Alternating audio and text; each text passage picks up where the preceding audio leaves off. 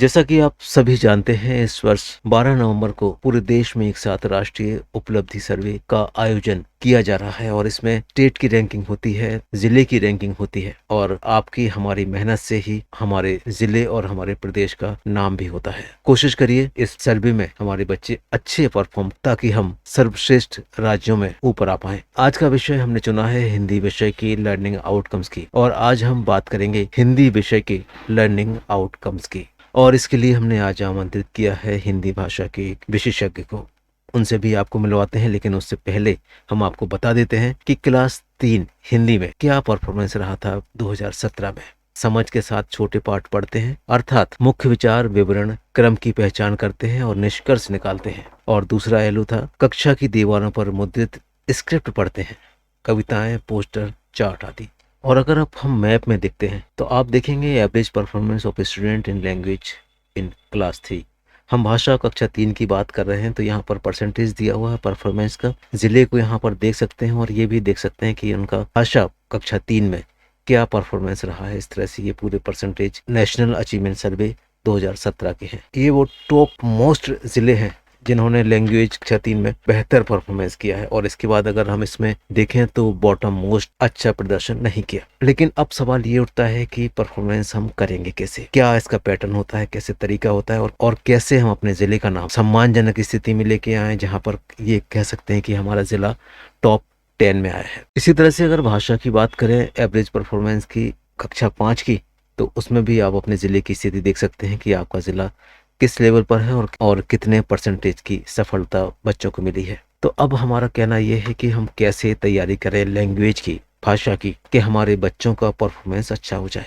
इसके लिए हमने आज आमंत्रित किया है डाइट से भाषा विशेषज्ञ के रूप में हिंदी के लिए। आप उनकी बात ध्यान से सुनिए। तो मिलवाते हैं आपको। प्रिय शिक्षक साथियों, आप जानते हैं यह परीक्षा सीखने के प्रतिफल के आधार पर संपन्न होती है। इसमें हमारी पाठ्य वस्तु या पाठ्य पुस्तकों का कोई भी अंश सीधा नहीं दिया जाता है, बल्कि जो हमारे सीखने के प्रतिफल हैं कक्षावार और विषयवार, उनका परीक्षण ही इस उपलब्धि परीक्षण में किया जाता है। आप सब जानते हैं कि इसके बहुत समय पहले न्यूनतम अधिगम स्तर के नाम से कुछ मापदंड हमें दिए गए थे जिन्हें हमें प्राप्त करना आवश्यक था। सन 2017-18 में सीखने के प्रतिफल हमारे सामने दस्तावेज के रूप में विद्यालय में उपलब्ध है। हिंदी विषय ऐसा विषय है जिसमें किसी भी पाठ्य वस्तु पर कई प्रकार के लर्निंग आउट्स प्राप्त किए जा सकते हैं या कई प्रकार के लर्निंग आउटकम को प्राप्त करने के लिए किसी भी एक पाठ वस्तु का प्रयोग किया जा सकता है। जैसा कि आप जानते हैं कि हिंदी के 4 प्रमुख कौशल होते हैं: सुनना, बोलना, पढ़ना, लिखना। सीखने के प्रतिफल जो कक्षा 3 में दिए गए हैं उनकी संख्या 13 है। कही जा रही बात, कहानी, कविता आदि को ध्यान से समझते हुए सुनते और अपनी प्रतिक्रिया व्यक्त करते हैं। ये सुनने और बोलने से संबंधित प्रतिफल है जो कि हमारी भाषा का पहले और दूसरे कौशल से संबंधित है। इसका आशय यह है कि बच्चे कोई भी बात जो वे सुन रहे हैं या कहानी या कविता सुन रहे हैं उसको ध्यान से समझते हैं और उस पर अपनी प्रतिक्रिया व्यक्त करते हैं। प्रतिक्रिया तभी व्यक्त कर सकते हैं जब वह उस बात को अच्छी तरह समझ जाते हैं। बिना समझे कोई भी प्रतिक्रिया या सही प्रतिक्रिया व्यक्त नहीं की जा सकती है, क्योंकि ये जो 4 कौशल हैं उसका आशय भी यही है: सुनकर समझना, समझकर बोलना, पढ़कर समझना और समझकर लिखना।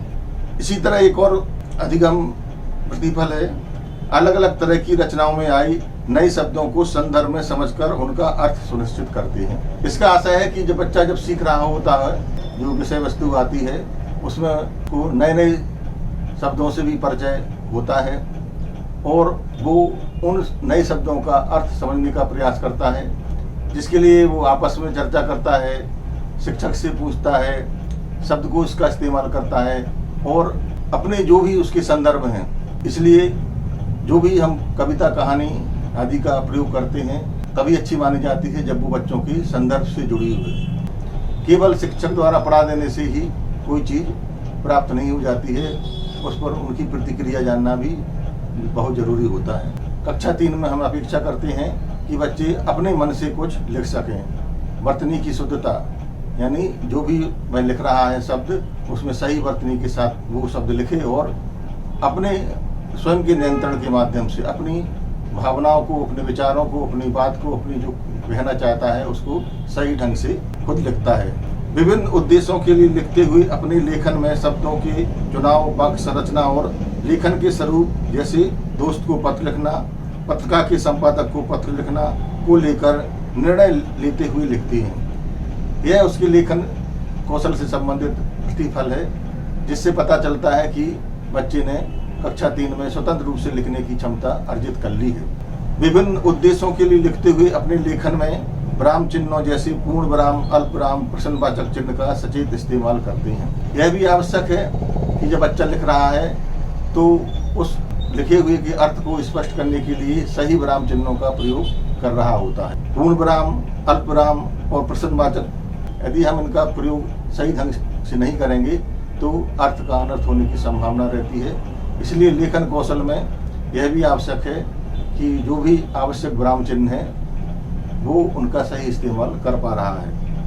अलग अलग तरह की रचनाओं, सामग्री, अखबार, बाल पत्रिका, होर्डिंग्स आदि को समझकर पढ़ने के बाद उस पर अपनी प्रतिक्रिया लिखते हैं। पूछे गए प्रश्नों के उत्तर लिखित ब्रेल लिपि आदि में देते हैं। यह कक्षा 3 का जो अंतिम प्रतिफल है, इसमें पूरी बातें समाहित हैं। पढ़ने के साथ साथ उसको समझकर, चाहे वो हमारी पाठ पुस्तकों से अतिरिक्त सामग्री क्यों ना हो, वह अखबार हो सकती है, बाल पत्रिकाएं हो सकती हैं, सड़क पर लगी विभिन्न प्रकार की सूचना पटल या होर्डिंग्स हो सकते हैं। जब बच्चा उनको पढ़ता है तो समझने का उसको प्रयास करता है। तो इस तरह की जो हमारी लर्निंग आउटकम्स हैं वो सबके सब भाषा से जुड़े हुए जो भी कौशल हैं या जो भी हमारी अपेक्षाएं हैं, वे सभी अपेक्षाओं को पूरा करते हैं। कोई भी पाठ्य वस्तु का उपयोग किया जा सकता है, किसी भी कहानी का उपयोग कर सकते हैं, किसी भी कविता का उपयोग कर सकते हैं, किसी भी गद्य का या अनुच्छेद का उपयोग कर सकते हैं, अखबार का उपयोग कर सकते हैं। हमारे पुस्तकालय में जो भी उपलब्ध हैं पुस्तकें, बाल कहानियाँ, बाल साहित्य, उसका उपयोग कर सकते हैं। हमारे आसपास परिवेश में जो भी लिखित सामग्री है, चाहे वो हमारी कक्षा या हमारी स्कूल की दीवारों पर लिखी हुई सदवाक्य हो, कोटेशन हो, या आसपास जो निर्देश हों, विभिन्न प्रकार की आप देखते हैं होर्डिंग्स लगे रहती हैं, सूचनाएं लगी रहती हैं, विज्ञापन लगे रहते हैं, दुकानों पर विभिन्न प्रकार की सूचनाएं, नाम होते हैं, उनको वह देख करके आसानी से पढ़ ले और उसका जो भी अर्थ है, भाव है, उसको समझ ले। तो ये कहा जा सकता है कि कक्षा 3 में उसने अपने निर्धारित अधिगम प्रतिफलों को प्राप्त कर लिया है। अधिगम प्रतिफल सीखने से आते हैं। जब भी हम कोई चीज़ सिखाते हैं तो उसके साथ जुड़े हुए प्रतिफल अपने आप प्राप्त होते हैं। इसलिए हमें कोई प्रतिफलों को रटाना नहीं है, बल्कि बच्चों को सिखाना है। जो भी उनका पाठ्यक्रम है, जो भी पाठ्य वस्तु है, और उपयोग करते हुए यदि हम बच्चों को भाषा संबंधी गतिविधियाँ कराएंगे तो ये सारे प्रतिफल उनको अपने आप प्राप्त होंगे और हमारा लक्ष्य हम प्राप्त कर लेंगे। इसी तरह के प्रतिफल कक्षा 5 में से भी हैं। अपरिचित शब्दों के अर्थ शब्दकोश से खोजते हैं। जब नई सामग्री आती है तो उसमें कुछ नए शब्द भी हो सकते हैं, कठिन शब्द भी हो सकते हैं, ऐसे नए शब्द जो कि उसने पहले कभी प्रयोग नज़र में नहीं आए हैं। तो जब तक हम शब्द का अर्थ नहीं समझते हैं तब तक हम किसी वाक्य का अर्थ नहीं समझ पाते। वाक्य का अर्थ नहीं समझ पाते तो हम किसी अनुच्छेद का अर्थ नहीं समझ पाते हैं। तो ऐसी स्थिति में शब्दों का अर्थ जानना बहुत ज़रूरी होता है। तो बच्चे में उस शब्द की पहचान है कि ये शब्द है जो इसका अर्थ हम नहीं समझ पा रहे हैं, तो इसके लिए वो शब्द को उसका उपयोग कर चाहते हैं। तो जब भी बच्चा शब्द को उसका इस्तेमाल करता है तो इससे यह पता चलता है कि बच्चे सीखने के लिए वो भाषा के प्रति उनकी उत्सुकता बढ़ती जा रही है और वो अपने शब्द भंडार को बढ़ाने के लिए नए नए शब्द खोजना और उनका अर्थ जानना अपने आप को पसंद करते हैं। भाषा की बारीकियों पर ध्यान देते हुए अपनी भाषा करते हैं। भाषा की बारीकियों से मुख्य आशय है व्याकरण संबंधी, जैसे संज्ञा है, सर्वनाम है, विशेषण है, क्रिया विशेषण है, क्रिया है, विलोम शब्द हैं, पर्यायवाची शब्द हैं और भी विभिन्न प्रकार जो हैं, इन सारी बारीकियों को वह समझता है और इसके लिए वह उसका सही उपयोग करता है। विभिन्न प्रकार की व्याकरण की इकाइयाँ जैसे कारक चिन्ह हैं, जो हमारे 7 विभक्तियाँ होती हैं उनके कारक चिन्ह होते हैं। कर्ता ने कर्म को करण से करण के अभिकरण के लिए, इस तरह जो होता है कर्ता ने कर्म को, जो आपने दोहा सुना होगा, ये कारक चिन्ह होती हैं। ने है, को है, से है, के लिए है आदि। इन कारक चिन्हों को क्रिया है, क्रिया से संबंधित काल है, भूतकाल, भविष्यकाल, वर्तमान काल, विलोम शब्द हैं, पर्यायवाची शब्द हैं, समानार्थी शब्द हैं। ये सारी चीज़ें जो भाषा में निहित होती हैं उनकी पहचान करते हैं और उनको सचेत रहते हुए लिखते हैं। न केवल जानते हैं बल्कि जब भी उसको लिखते हैं तो उनका सटीक उपयोग भी करते हैं। इस तरह अनुसार अन्य विषयों, कलाओं आदि जैसे गणित, विज्ञान, सामाजिक अध्ययन, नृत्य कला, चिकित्सा आदि में प्रयुक्त होने वाली शब्दावली को समझते हैं। कक्षा 5 में अपेक्षा की जाती है कि बच्चे विभिन्न प्रकार की कलाओं से संबंधित या विषयों से संबंधित है उस सामग्री, उस शब्दावली को भी अच्छी तरह समझते हैं, क्योंकि जब अन्य विषय पढ़ते हैं तो विभिन्न प्रकार की पारिभाषिक शब्द उसके सामने आते हैं। पर्यावरण पढ़ रहा है, सामाजिक अध्ययन पढ़ रहा है तो उसमें भूगोल संबंधी शब्दावली आई है, दिन रात का होना, ऋतु परिवर्तन या ज्वार भाटा या सूर्य ग्रहण या चंद्र ग्रहण, इस तरह की जो शब्दावली आती है, या गणित में गुणा भाग, समीकरण, इस तरह के शब्द आते हैं तो उनके अर्थों को वो जानता है और उसके अनुरूप उसका उपयोग कर लेता है। अपनी कल्पना से कहानी, कविता, पत्र आदि लिखते हैं, कविता कहानी को आगे बढ़ाते हैं, लिखते हैं। ये कक्षा 5 का अंतिम सीखने का प्रतिफल है।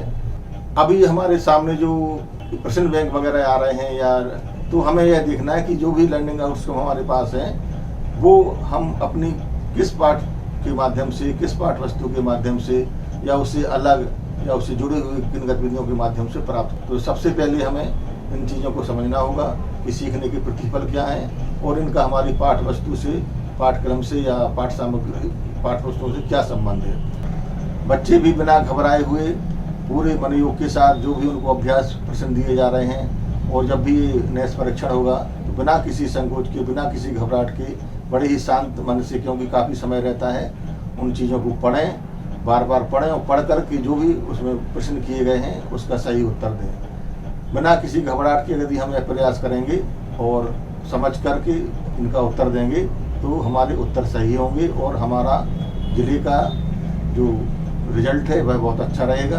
तो अभी हमारे पास पर्याप्त समय है, 2 महीने का समय है, बहुत सामग्री दी गई है। सामग्री का यदि हम बेहतर उपयोग करेंगे और बच्चों तक उस सामग्री को पहुंचा करके उनकी जो भी कठिनाई है उसको हल करेंगे और बच्चे भी उस पर बार बार अभ्यास करेंगे तो हमारे जो नेस परीक्षण हैं उसको बहुत अच्छी तरह से हम पूरा करेंगे और अपने जिले का नाम आगे करेंगे।